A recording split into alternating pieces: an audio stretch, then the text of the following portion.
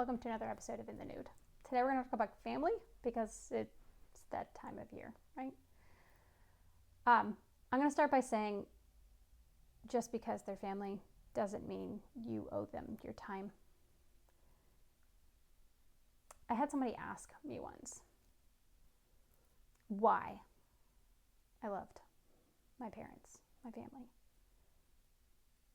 And the list of reasons that came to mind were all things like, well, they're my parents, or they did the best they could, they worked hard, they sacrificed things that they wanted for themselves to make sure that I had food. It's a long list of things about like basically keeping me alive. Versus if you ask me why I love my kids or why I love my best friend, the list is easier, right? Like it's things like I get to watch them become people, and I get to communicate with them and reparent myself with parenting them, and I get to see them challenge me and come to me with honesty, and they care about who I am as a person, but they also don't shy away from confronting me. Or like my best friend, I feel comfortable to be myself. I feel okay to be who I am, but that doesn't mean I'm not going to be called out when I'm being unkind. I feel regarded enough not to be frightened from or frightened away from, if that makes sense. Like they're not going to shy away from saying, hey, you were just a tool then. Sometimes we have this desire, this thought process about wanting family, quote, family. We want this feeling of home. We want this identification that we know we don't actually get, but we still want it. Sometimes we look for it in friends. Sometimes we look for it in a paramour. Sometimes we look for it in a best friend. Sometimes we look for it in the people in our family that aren't capable of giving it.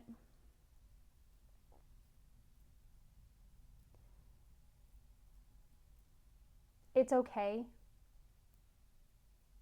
to want that acceptance and love. Natural. We were made to be communal. We are made to be wanting to feel safe and at home. But sometimes the home in which we were born in, the people in which we share blood with, are not people who are in a place to offer that for us. Even if their heart, they really want to. It takes a lot of strength and a lot of effort to be willing to look in the metaphoric mirror and ask hard questions and adjust behaviors. And not everybody is on the journey the same way you are, in the same place you are. And sometimes that doesn't feel okay, but it is okay. You can't force somebody to be someplace they're not. Just in the same way that before you started the journey of healing yourself, you weren't there yet. But sometimes when people aren't on that journey, and depending on where we are in the journey, we may or may not have the emotional energy to be able to meet them where they are. And sometimes it's a bridge too far, and that's okay. It can feel like it's not okay. It can feel like loss. It can feel like hurt. So whether you choose to be around your family or you choose not to be around your family during this season of festivities, you are the person in the power of that choice, even when it feels like you're not. And the person who has the power to make that choice for yourself, which is you, doesn't make it an easy choice. For the people who choose not to be with their family, most of the time, not all the time, there's at least at some point in the journey, there's a loss, a sadness to it, a wishing of what should be, could be. And for the people who don't feel capable of it, That's fair. It's a hard thing to lose. Brene Brown has this ring. Brene Brown, if you haven't heard of her, is a scientist that does remarkable work about shame and is extremely defying greatness. And anyway, just look her up. She's great. Anyway, but she has this ring she has on her finger. And every time she's asked something, she twists it 3 times. And she has this mantra, and I'm not going to say it right, but it's, I choose authenticity or something like that over resentment. It's the idea that she sits there and makes herself think, if I say yes to this, whatever this is, will I resent it later? Or would I choose the uncomfortableness of having to say no to not be resenting it later? That mentality going into a family environment is a very powerful thing. Choosing whether you go into it or actually in it. For me, I'm not great at not falling back into childhood patterns. I do really well at creating boundaries and let them mentality. It's okay, just let them. It's not on me. I do really great at that in most every situation. But there's this Pavlovian response to my family, especially in their environment, that I go back to feeling responsible for them. You may or may not identify with this, but for me, I feel responsible for a parent or another's happiness, contentment. The slightest suggestion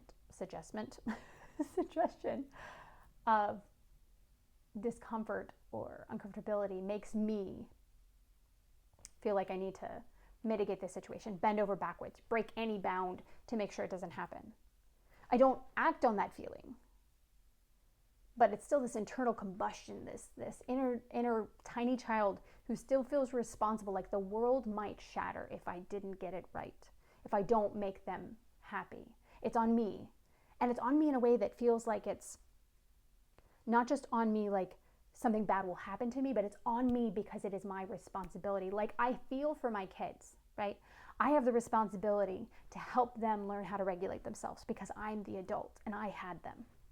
I am responsible for making sure that they know how to process feelings, take care of themselves, how they know how to set boundaries. Like I am the person who is their tether to the world to teach them things.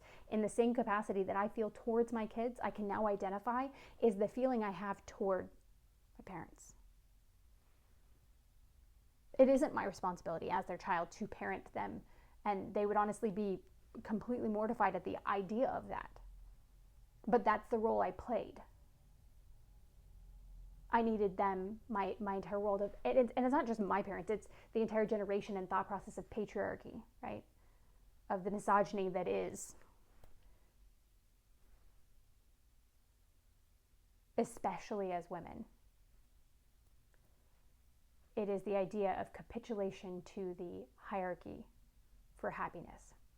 So if you're going into the holiday season, I'm going to give you a thing that I do that's beneficial for me. I call it a bubble. You can call it however you want, but I visualize myself inside of a sphere, right? And I take deep breaths, and it's like I'm painting the inside of this sphere with like a lacquer. But it's a lacquer that hardens, but I can still see through it. And it's a barrier. It's not a barrier to try to be mean. It's a barrier of protection. It's a barrier because my innate response to the situation of almost everybody is to not only see their feelings, but receive them and make it a part of me, and then I decide it's a part of my weight that I have to carry. So this bubble, if you will, that I take deep breaths, that I paint, I have a word that I say. It's a code word, one that you wouldn't use on a regular basis. So I don't know what that would be. It could be like stuffed teddy, if that's not something you say, or it could be like, I don't know, pine tree. It doesn't matter what the word is. It could be unicorn, right? It's just a word that you don't use on a regular basis, but you can associate. And you take those deep breaths and you visualize pulling yourself back. You can both see the feelings that they have. You see them, you can give empathy for them. Man, that sucks. But you don't pull them in and take it in. You let them. This visual for me, I do. Leading into a gathering, I do it. If it's longer than a day, in the start of every day. Because it is the distance that we can create that will allow us the time to respond versus react. It is the distance that will create less pressure for that you want to walk into a situation and you want to be unscathed. You want to be zen. You want to be chill, right? You want to thrive no matter the circumstance. Part of that distance that you create by doing the retraction of yourself, okay, you have that over there, and I have this over here, and I can see that and be like, man, but it's not mine to take on. That distance that we can create, that mentality, it helps maintain peace. It helps with the mindset of, I can set a boundary. If you continue talking about blank, I'm going to go leave the room. It isn't an attack. It isn't a reaction. It's preemptive. Not reaction. Reaction. It's a response. You can even do it preemptively. You can get to a place with that distance of being able to say, that's an interesting take. And feel no weight. No, that zing that you feel like you need to defend or attack something. It dissipates. It becomes like as silly as someone saying, I'm rubber, you're glue, right? There's a lot of tools in the tool chest that you can apply. But that's one that's been extremely helpful for me. Remember that there can be care, regard, respect for the people we love, the people that have been a part of our family. But that care, regard, and respect, you deserve it too, from yourself, even if nobody else gives it. So this holiday season, sometimes a no, sometimes a walking out of the room